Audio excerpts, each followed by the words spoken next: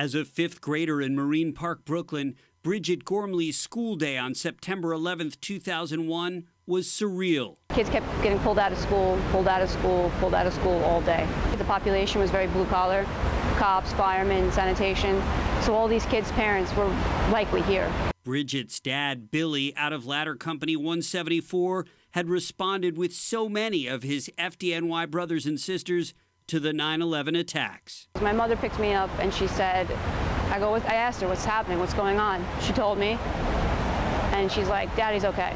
So it was, this happened, he's okay. A relieved little girl, but as she went home from school, a realization something was not okay. There were papers flying all over the sky, and we were grabbing them out of the sky and putting them in bags. 4 years later, a warning sign. 2005, I think, is when we started seeing people get really sick.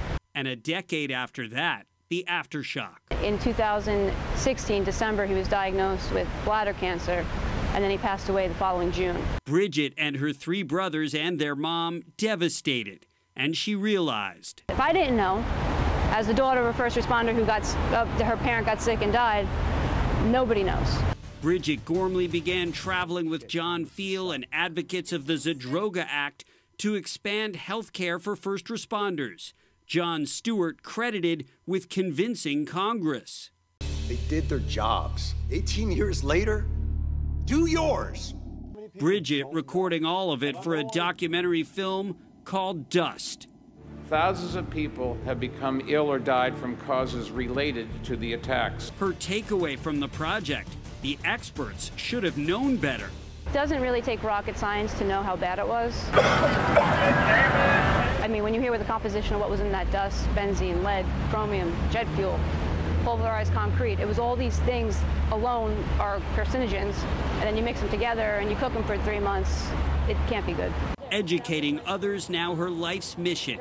As the 22nd anniversary approaches, the new calculus, the impact of that day may reverberate for generations. A resident that lived over here in Battery Park City who was a newborn and was exposed, they have to have their life covered to make sure that they don't ever have to bear the burden of financial medical expenses. And 2 decades after that unforgettable day of school, Bridget thinks about it this way from the Memorial Glade, the grassy corner of the Trade Center site dedicated to those, like her dad, lost after 9/11. I mean, if you look behind me, the glade is very subtle, and there's no names on it. If you were to put names on this entire square would be filled with people.